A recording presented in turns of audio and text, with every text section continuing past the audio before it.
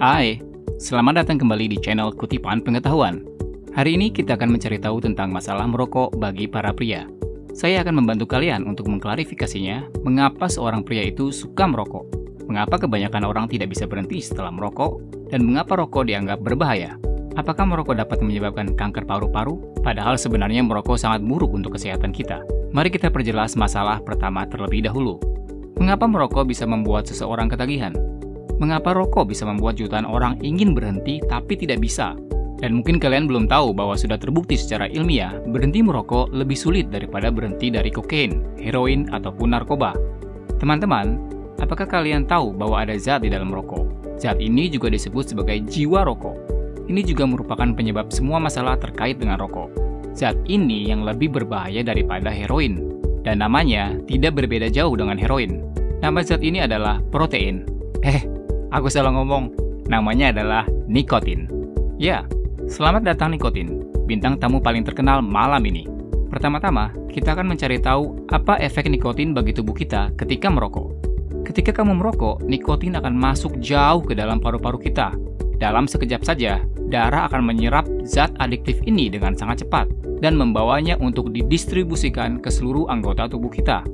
Ada kebenaran menyatakan bahwa nikotin dalam rokok akan mencapai otak lebih cepat daripada obat yang disuntikan ke dalam tubuh melalui pembuluh darah. Nikotin mempengaruhi banyak anggota tubuh kita, termasuk otak, sistem kardiovaskular, anus, dan metabolisme zat dalam tubuh. Jika perokok adalah seorang wanita, nikotin juga bisa ditemukan dalam ASI dan lendir serviks.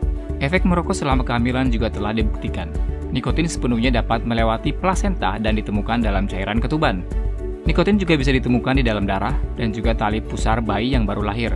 Selain itu, nikotin juga menurunkan kadar insulin dalam tubuh, sehingga membuat konversi energi menjadi kurang efisien.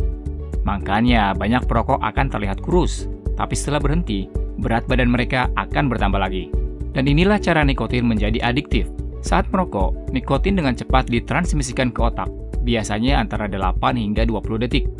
Kemudian nikotin akan merangsang dan melepaskan lebih banyak dopamin. Dan dopamin merupakan zat yang memiliki kemampuan untuk mempengaruhi emosi, gerakan, sensasi kesenangan, dan rasa sakit manusia. Ketika dopamin dilepaskan dalam jumlah banyak, maka perokok akan memiliki perasaan yang menyenangkan, merasa semangat, dan penuh inspirasi. Selain itu, perasaan tidak menyenangkan seperti sakit, cemas, stres, ataupun sedih juga akan berkurang.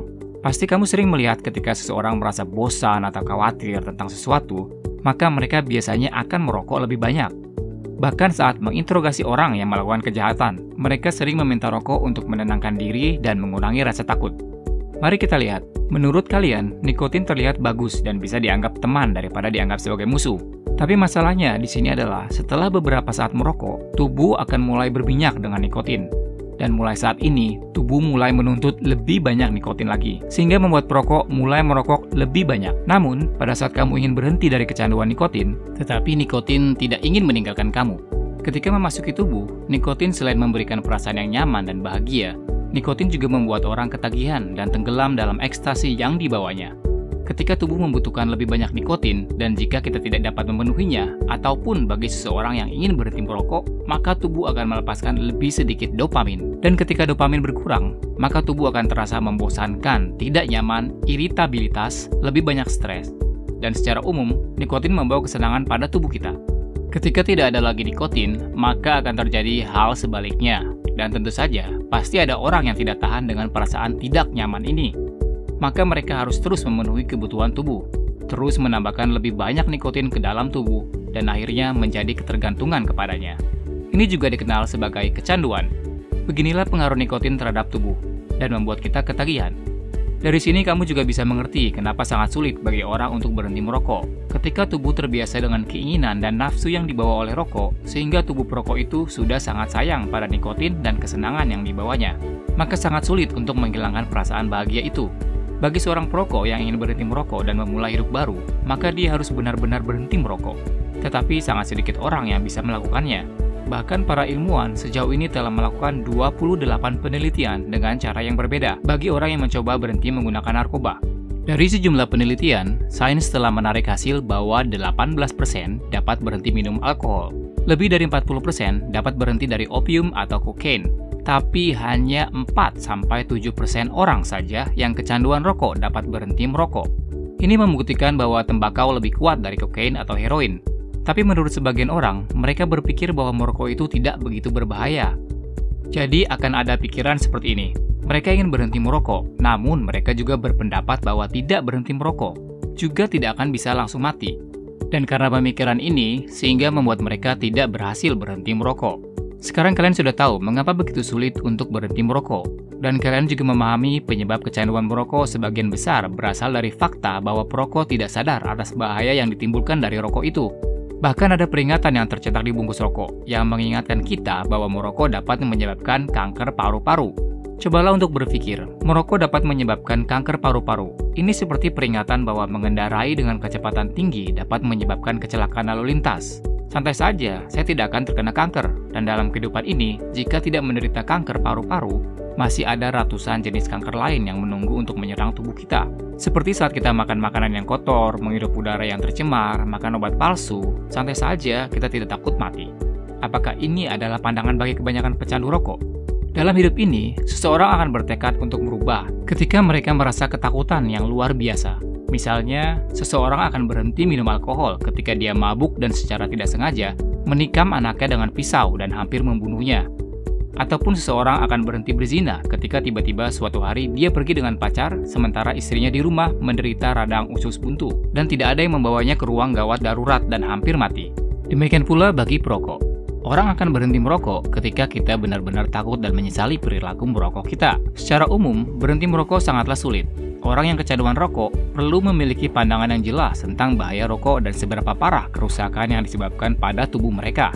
Sehingga mereka akan benar-benar takut dan berhenti merokok. Tapi apakah orang yang pecandu rokok pantas mendapatkan simpati?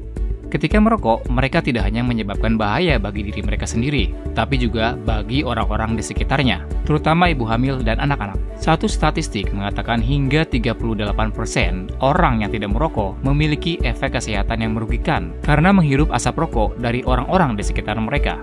Mari kita lihat alasan orang merokok. Apakah kita harus berempati dengan mereka? Studi telah mendaftarkan sejumlah penyebab yang mendasari seseorang merokok. Adapun penyebab seseorang merokok sebagai berikut. Bagi orang remaja, merokok berasal dari keinginan untuk mengekspresikan diri. Apalagi bagi remaja masa kini yang sangat suka dengan gaya gondrong. Ini tidak seperti waktu ayah kita. Mereka bekerja keras untuk mendapatkan setiap potong pakaian mereka. Sekarang, sebagian besar anak muda memiliki kecukupan dalam sandang dan pangan. Mereka hanya menghabiskan waktu untuk hangout dan berkumpul, ataupun mencari tempat untuk bermain atau main game online. Saya minta maaf kepada mereka yang masih patuh dan belajar dengan keras. Saya hanya mengatakan untuk anak muda yang memiliki waktu luang dan suka bermalas-malasan. Jadi bagi orang-orang ini, merokok membuat mereka merasa lebih keren, terlihat lebih agresif, ataupun lebih kelihatan sebagai seorang jagoan. Salah satu alasan anak muda sekarang sangat suka merokok karena mereka mendapatkan lebih banyak perhatian dari teman-teman seusia mereka. Jadi mereka memilih untuk merokok. Alasan kedua, ini adalah penyebab utama kebanyakan orang merokok, yaitu saat seseorang mengalami masalah ataupun mengalami kesulitan dan juga merasa bosan. Ada orang yang suka mabuk-mabuk, dan ada juga orang yang kerja keras dan mengalami stres, serta ada juga orang yang depresi karena kehidupan yang sangat sulit, sehingga mereka menemukan sesuatu untuk menghibur diri sendiri, untuk menghilangkan stres dan menemukan kedamaian, sehingga mereka memilih untuk merokok. Bagi orang-orang seperti ini, kita bisa saja menaruh simpati bagi mereka, karena sebenarnya mereka tidak bersungguh-sungguh dan mereka juga tidak ingin untuk merokok. Tapi begitu masuk ke dalamnya, sangat sulit untuk berhenti. Hanya ada dua alasan utama untuk itu. Meskipun saya tahu sulit untuk berhenti merokok, rokok adalah sahabat untuk menyemangati dan menghibur jiwa saat seseorang mengalami stres, tekanan, ataupun kebosanan. Tapi saya masih berharap kalian berhenti merokok, agar kita memiliki hidup yang lebih sehat dan bermakna. Sampai jumpa di video selanjutnya, dan demikian penjelasan tentang dampak buruk rokok bagi kita. Terima kasih sudah menonton videonya, dan sampai jumpa lagi.